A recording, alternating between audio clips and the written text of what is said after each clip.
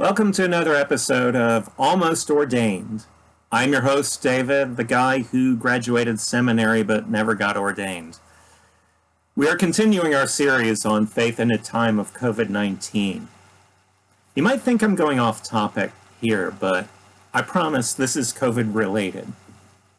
One thing I'm doing in this series is looking for lessons from history that we can apply in our current crisis.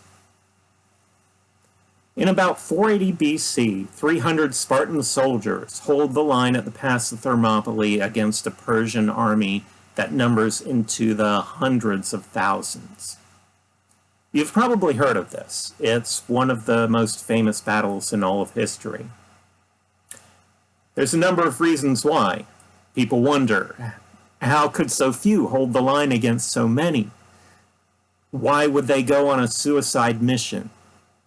How did this battle, even though they lost, help the Greeks in their ultimate victory over the Persians? Persia had a long-standing grudge against the Greeks. Most recently, they had tried to invade 10 years before and were defeated at the plain of Marathon. As the people who built an empire that stretched from modern-day Macedonia and Egypt to modern India, they were not used to defeat. The Greeks had some things in common: language, culture, religion, and ethnicity. But they were not a nation. They were a series of independent city-states: Sparta, Athens, Thebes, and Corinth, to name a few. Each city operated as its own state with its own king and its own laws. In general, they did not like each other. But when Persia invaded for a second time under their king Xerxes, they knew they would have to work together or be assimilated into the Persian Empire. The Spartans had another reason for concern besides the overwhelming numbers of Persians. They were celebrating two religious festivals where military activity was forbidden for them. Could they risk offending the gods by marching to war at that time? The oracle at Delphi made that prospect even more ominous with these words: "O ye men who dwell in the streets of broad Lacedaemon, honor the festival of the Carneia. Otherwise, either your glorious town shall be sacked by the children of Perseus, or in exchange must all through the whole Laconian country mourn for the loss of a king, descendant of great Heracles." Okay, that comes from ancient Greek historian named Herodotus, translated by Rawlinson. The Spartans decided the crisis was serious enough that they had to take action. But in deference to the religious holidays, they would not take their whole army into battle at that time. Leonidas, king of Sparta, knew the Persians would have to march through the narrow pass at Thermopylae, and that was where they would have the best chance to give them a real fight.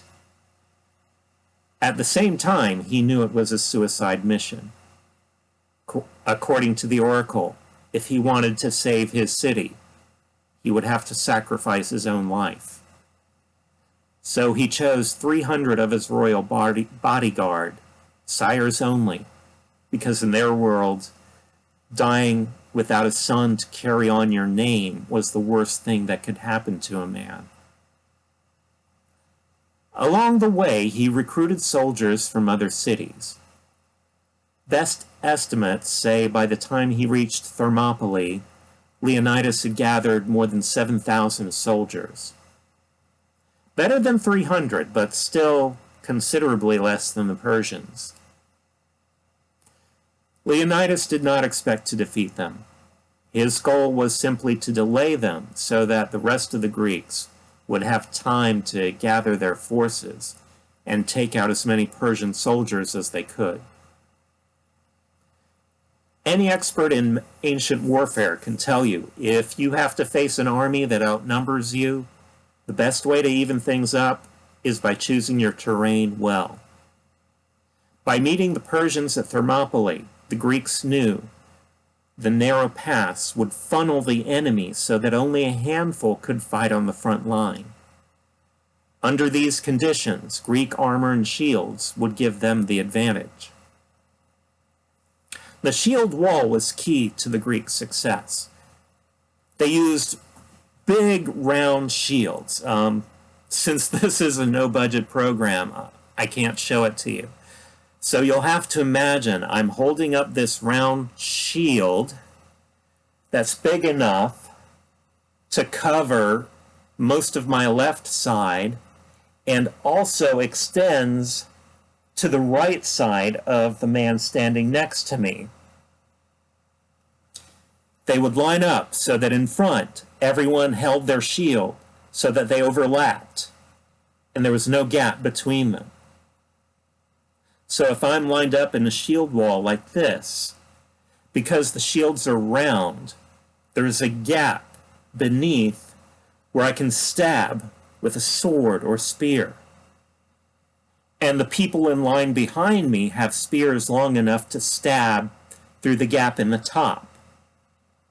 And if one person in the shield wall goes down, there's someone behind to step in for him.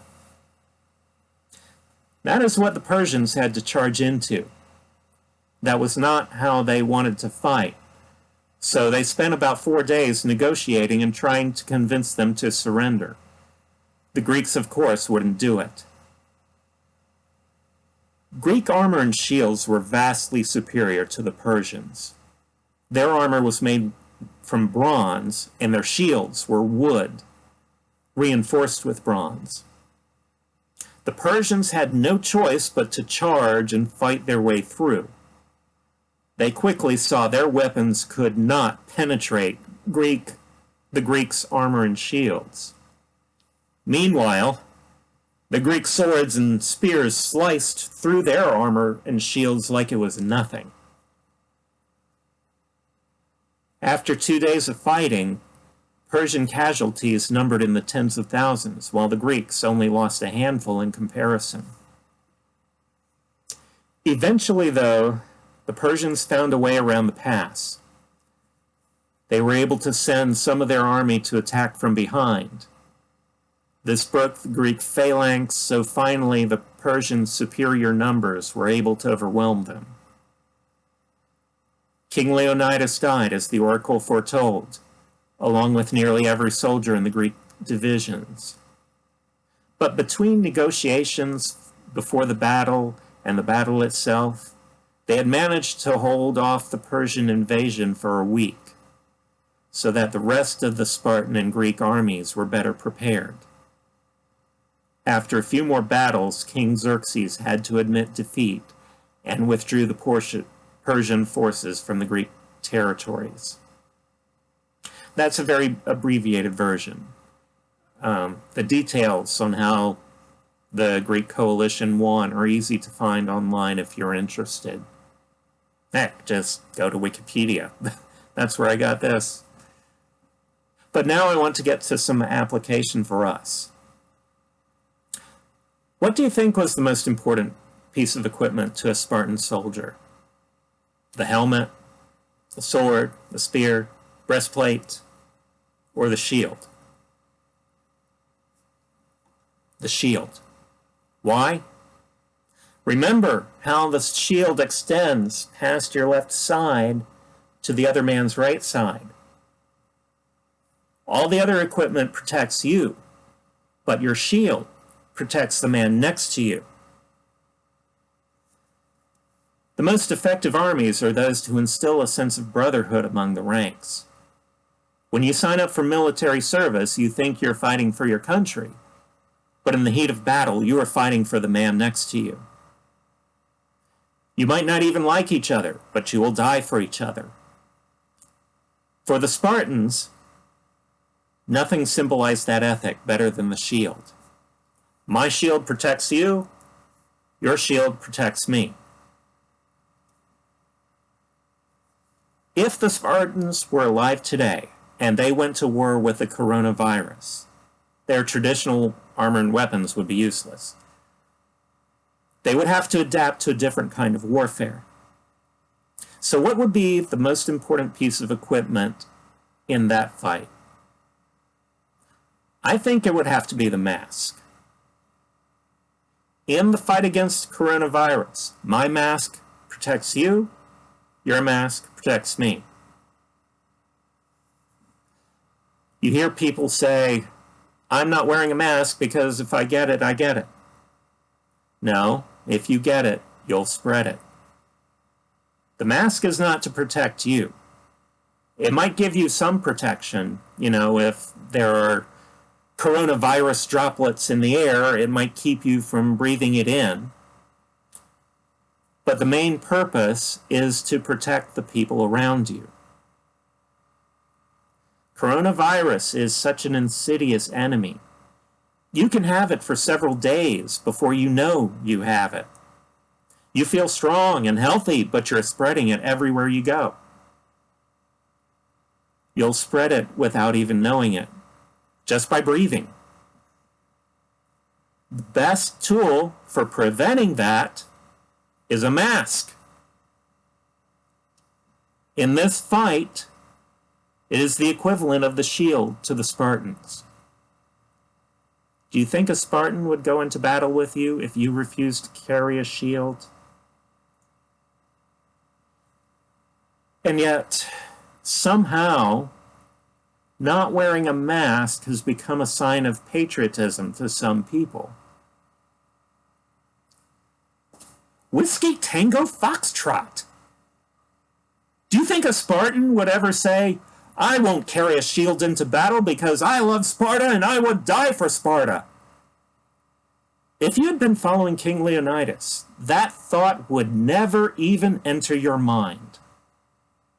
Because you would have known someone else was depending on your shield to protect them, just like you were depending on someone else's shield to protect you. So how does refusing to wear a mask equal patriotism?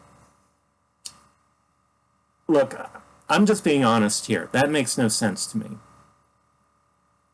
You want to show you love America? Here.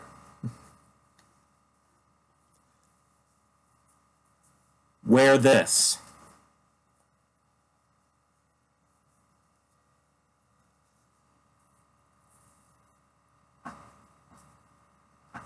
This says, I love America enough to protect my fellow Americans. This says, I understand we're in this together.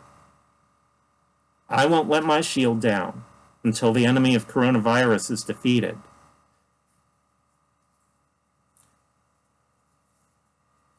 Because my shield protects you and your shield protects me.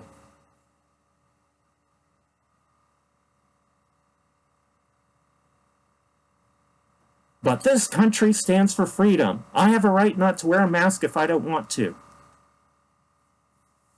You could go that route. All right, since we're properly social distanced, I'll take it off. You could go that route. But I would remind you that the Greeks did not defeat the Persians by every person asserting their individual rights. And they did not win with each city fighting on its own. They won that war by working together. King Leonidas and his band of 7,000 soldiers set an example for them to follow.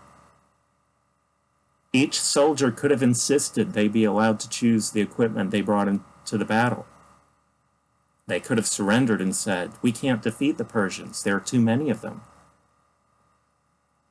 Instead, they sacrificed themselves to give everyone else a better chance of winning the war. In doing so, they showed the rest of Greece how to defeat the Persians. Not by every city fending for itself, but by putting aside their differences, coming together, and coordinating their efforts in an overall strategy. And the fact that Leonidas' small army inflicted so much damage on the Persians encouraged them that if they all worked together, they could defeat this enemy and maintain their independence. No sacrifice was too great for that. Therefore, no sacrifice was too great for each other. That was what patriotism was to the Spartans, and that became patriotism to every Greek city-state who took up the fight against Persia. So far, we've been doing the opposite of that. Every state and even every city having to fend for itself with no national strategy, and everyone doing what is right in their own eyes, is why we're in this mess. Why coronavirus is spreading out of control, and why it is not going away anytime soon. The Greeks would have fallen, all of them, to Persia if they had taken our approach. COVID-19 won't go away until we realize, like the Greeks, we are all in this together. My shield protects you, and your shield protects me.